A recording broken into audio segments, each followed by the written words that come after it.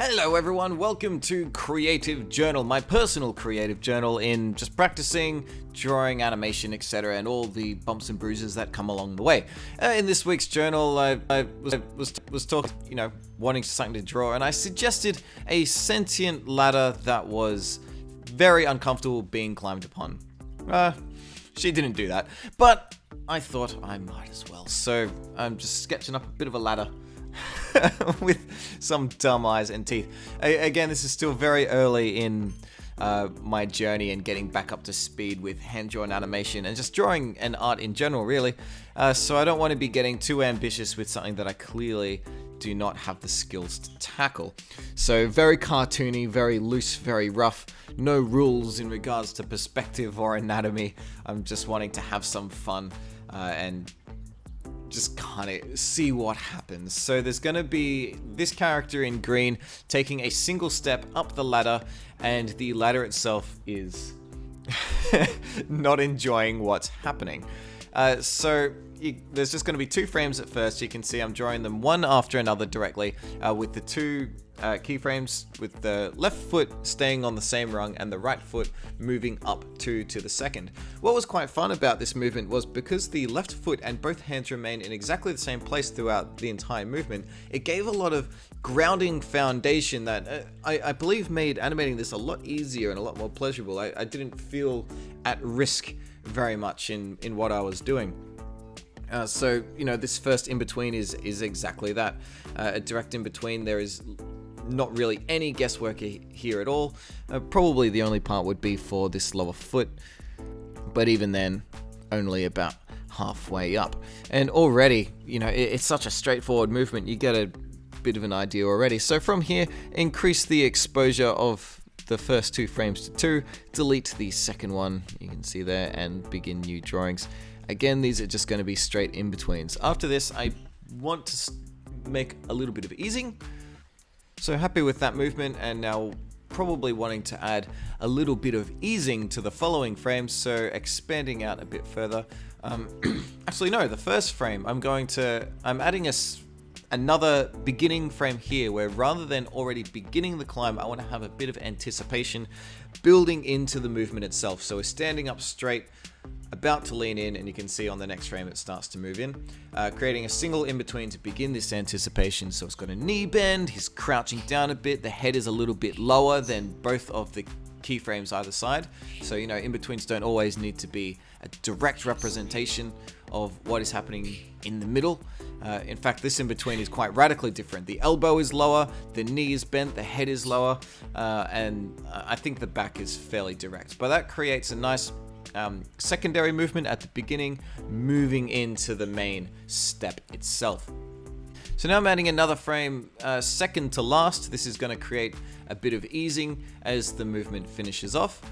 So this frame is still a direct in-between of the other 2, but where it creates the easing is that I'm only adding these towards the end. I'm not doing an in-between run for the entire animation. I did it for the last frame, and now I've expanded that one and doing yet another in-between that second last and the last one, so the slowdown should be fairly extreme.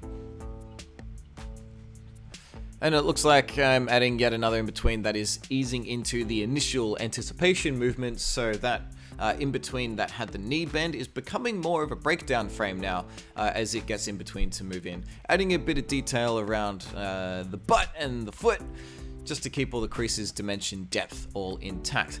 I've now increased the exposure to 2. This is going to stop the animation from being way too fast and jumpy, but animating in ones is just kind of easier on the eye when you're just flipping back and forth and not really watching it.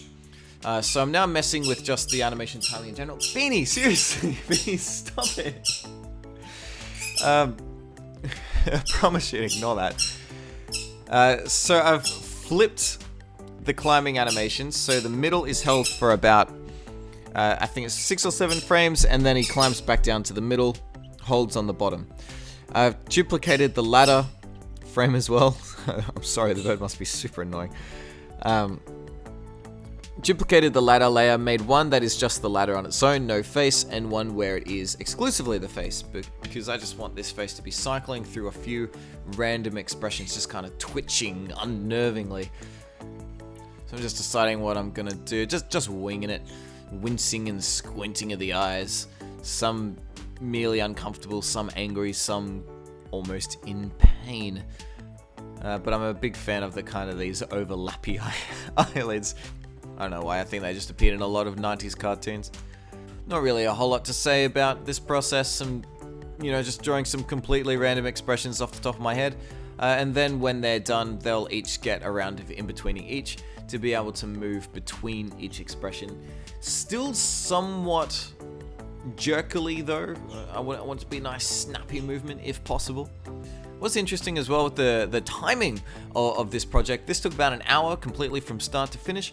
And the step up animation was the quickest part. For some reason, drawing these expressions took probably about 1.5 times longer. The step was about 15-20 minutes, and these face and eye movements, they were nearly half an hour, which I thought was really interesting. It didn't feel like that, that's for sure.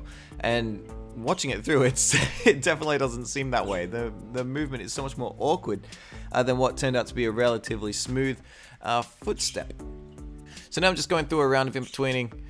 At the moment, they only have one in-between for each movement, and I've completely forgotten to roundabout it back to the beginning of the first frame again. I'm currently working with the light box on. You can see the light bulb in the lower left of the camera view. That fades out the rest of the layers to be semi-transparent so I can see very clearly what I'm doing. And the onion skin is also on, showing red to the left, green to the right. So because this is going to be holding for a few frames, each face is going to be holding for I think about 3 states. It'll all be in 2s in the end, I believe. So I'm doing a direct trace over of every final state to give it that, jiggle. And it's going to play state 1, state 2, then state 1 again, before it morphs into the following expression. So I've expanded all that out to 2. It's now running way longer than the entire animation. So I'm going to muck around with the timing a little bit there, because it's a bit too rapid. I didn't enjoy it too much. Okay, this is where I just gone goofed. Watching all the layers together, because the character is transparent, I didn't want that. I want him to be filled with white. So I took a color, made it orange so it's clear to see, and started filling in behind it with the brush tool. And then someone pointed out, why aren't you just using the paint bucket? And I thought, I'm a moron. How do I not think to use the paint bucket? So set its gap closer all the way up to maximum and circled it with the paint unpainted to fill it all in. Now doing the same thing with the face and the backing ladder, keeping the color to something fairly vibrant so I can see what's going on, and then in the palette changing it to white so it all just, there you go, fills it all in. The face is way too jerky for my liking at this point. It's not really getting the message across, so I get rid of the angry one, with the cross eyebrows. That wasn't necessary, so ditch that one completely. Some states where I think slowed down a bit, others sped up. And that was it. Movements in 2s, the entire animation was approximately 60 frames. 60 frames, 60 minutes. That's not too bad. So thank you for joining me on this creative journal. I got a lot out of this practice. I hope you got a little something out of it as well. Always a pleasure to have you. Have some fun, and I'll see you in the next one.